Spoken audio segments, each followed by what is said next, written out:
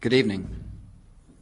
I have asked for this time to keep you informed of America's actions in the war on terror. Nearly 2 years ago, following deadly attacks on our country, we began a systematic campaign against terrorism. These months have been a time of new responsibilities and sacrifice and national resolve and great progress.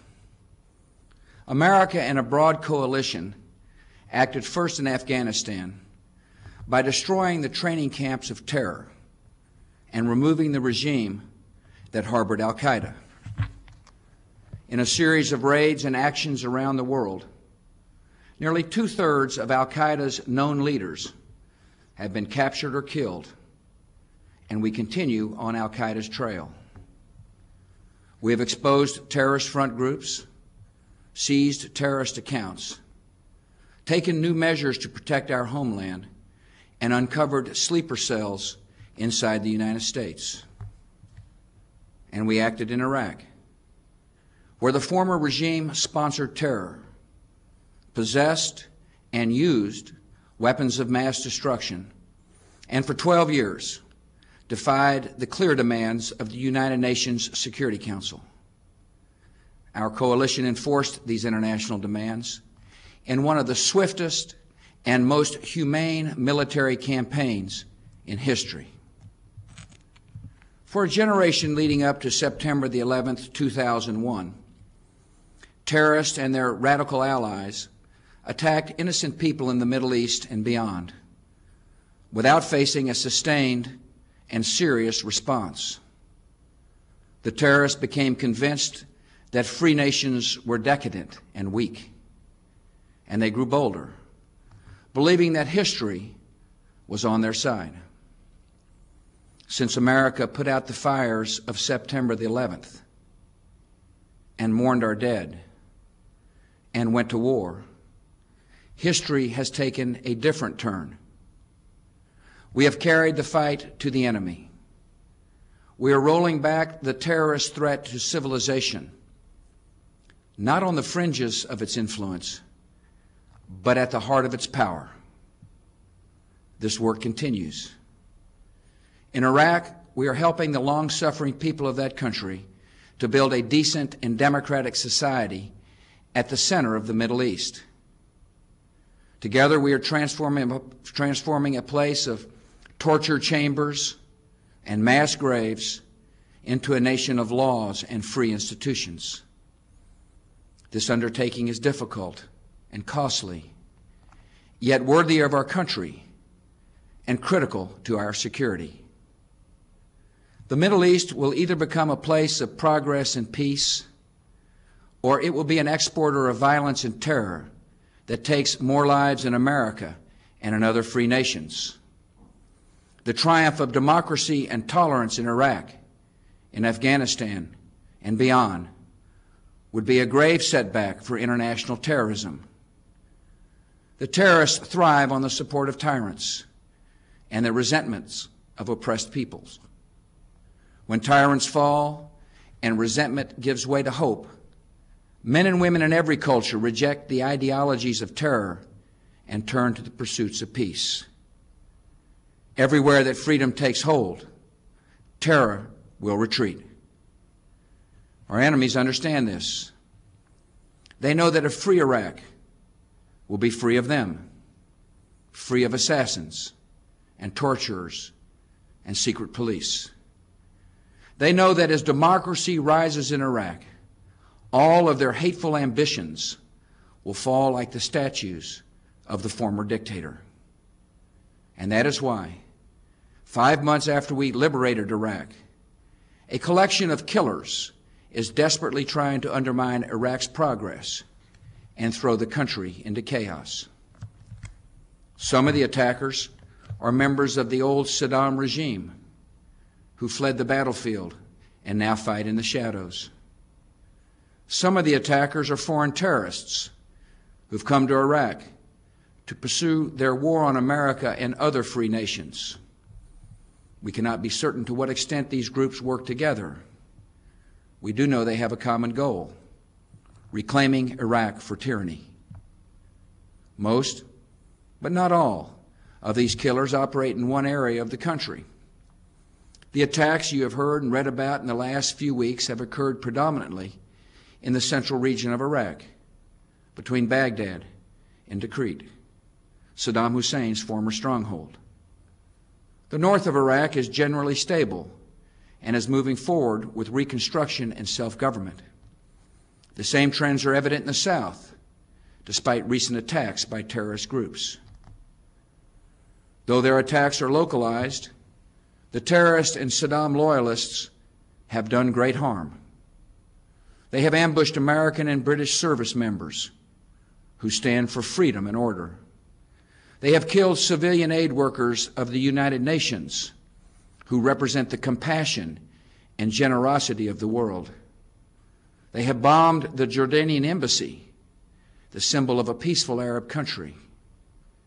And last week, they murdered a respected cleric and over 100 Muslims at prayer, bombing a holy shrine and a symbol of Islam's peaceful teachings.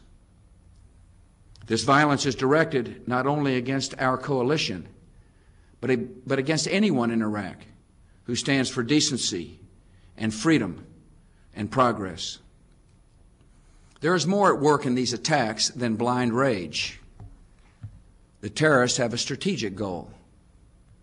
They want us to leave Iraq before our work is done. They want to shake the will of the civilized world.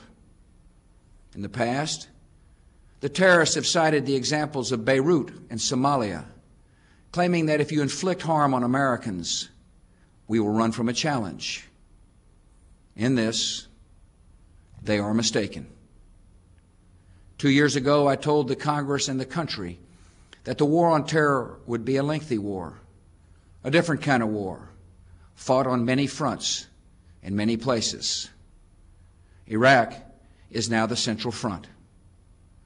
Enemies of freedom are making a desperate stand there, and there they must be defeated. This will take time and require sacrifice. Yet we will do what is necessary. We will spend what is necessary to achieve this essential victory in the war on terror, to promote freedom, and to make our own nation more secure. America has done this kind of work before. Following World War II, we lifted up the defeated nations of Japan and Germany and stood with them as they built representative governments. We committed years and resources to this cause, and that effort has been repaid many times over in 3 generations of friendship and peace. America today accepts the challenge of helping Iraq in the same spirit, for their sake and our own. Our strategy in Iraq has 3 objectives: destroying the terrorists, enlisting the support of other nations for a free Iraq, and helping Iraqis assume responsibility for their own defense and their own future. First, we are taking direct action against the terrorists in the Iraqi theater, which is the surest way to prevent future attacks on coalition forces and the Iraqi people. We are staying on the offensive with a series of precise strikes against enemy targets, increasingly guided by intelligence given to us by Iraqi citizens. Since the end of major combat operations, we have conducted raids seizing many caches of enemy weapons and massive amounts of ammunition, and we have captured or killed hundreds of Saddam loyalists and terrorists. So far, of the 55 most wanted former Iraqi leaders, 42 are dead or in custody. We're sending a clear message. Anyone who seeks to harm our soldiers can know that our soldiers are hunting for them. Second, we are committed to expanding international cooperation in the reconstruction and security of Iraq, just as we are in Afghanistan.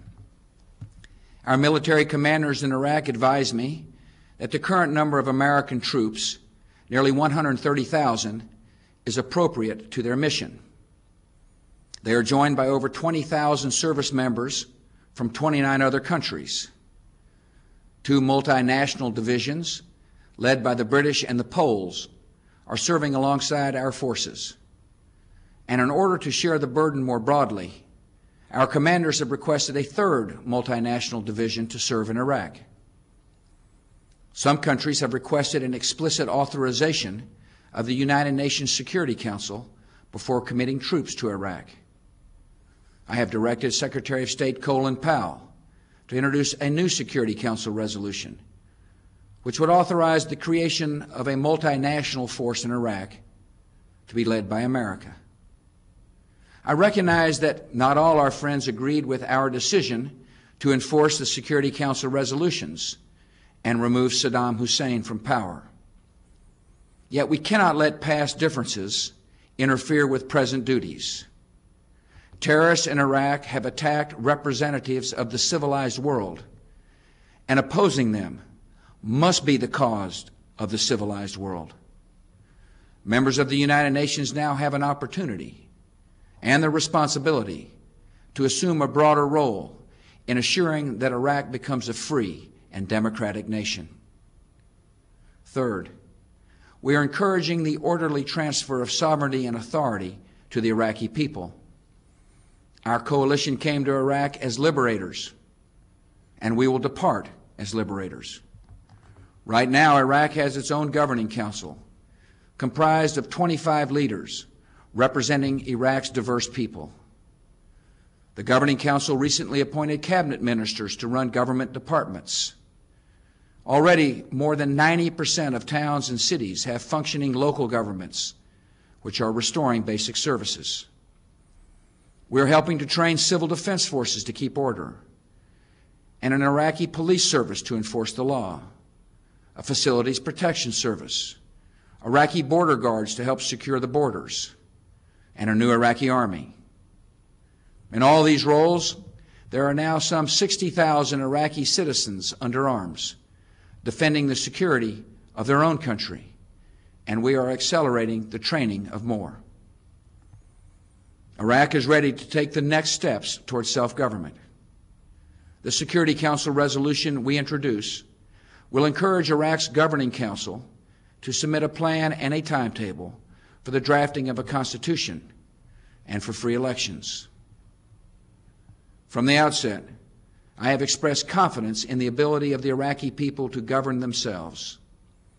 Now they must rise to the responsibilities of a free people and secure the blessings of their own liberty. Our strategy in Iraq will require new resources. We have conducted a thorough assessment of our military and reconstruction needs in Iraq and also in Afghanistan. I will soon submit to Congress a request for $87 billion. The request will cover ongoing military and intelligence operations in Iraq, Afghanistan, and elsewhere, which we expect will cost $66 billion over the next year. This budget request will also support our commitment to helping the Iraqi and Afghan people rebuild their own nations after decades of oppression and mismanagement. We will provide funds to help them improve security, and we will help them to restore basic services such as electricity and water, and to build new schools, roads, and medical clinics. This effort is essential to the stability of those nations and therefore to our own security. Now and in the future, we will support our troops, and we will keep our word to the more than 50 million people of Afghanistan and Iraq. Later this month, Secretary Powell will meet with representatives of many nations to discuss their financial contributions to the reconstruction of Afghanistan. Next month, he will hold a similar funding conference for the reconstruction of Iraq. Europe, Japan, and states in the Middle East all will benefit from the success of freedom in these two countries, and they should contribute to that success. The people of Iraq are emerging from a long trial. For them, there will be no going back to the days of the dictator, to the miseries of humiliation he inflicted on that good country. For the Middle East and the world, there will be no going back to the days of fear when a brutal and aggressive tyrant possessed terrible weapons. And for America, there will be no going back to the era before September the 11th, 2001, to false comfort in a dangerous world. We have learned that terrorist attacks are not caused by the use of strength. They are invited by the perception of weakness. And the surest way to avoid attacks on our own people is to engage the enemy where he lives and plans. We are fighting that enemy in Iraq and Afghanistan today so that we do not meet him again on our own streets, in our own cities. The heaviest burdens in our war on terror fall, as always, on the men and women of our armed forces and our intelligence services. They have removed gathering threats to America and our friends, and this nation takes great pride in their incredible achievements. We are grateful for their skill and courage and for their acts of decency, which have shown America's character to the world. We honor the sacrifice of their families, and we mourn every American who has died so bravely, so far from home. The Americans who assume great risk overseas understand the great cause they are in.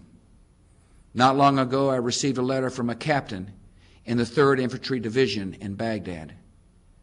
He wrote about his pride in serving a just cause and about the deep desire of Iraqis for liberty. I see it, he said, in the eyes of a hungry people every day here. They are starved for freedom and opportunity. And he concluded, I just thought you'd like a note from the front lines of freedom. That Army captain and all of our men and women serving in the war on terror are on the front lines of freedom. And I want each of them to know your country thanks you and your country supports you. Fellow citizens, we've been tested these past 24 months, and the dangers have not passed. Yet Americans are responding with courage and confidence. We accept the duties of our generation. We are active and resolute in our own defense. We are serving in freedom's cause, and that is the cause of all mankind. Thank you, and may God continue to bless America.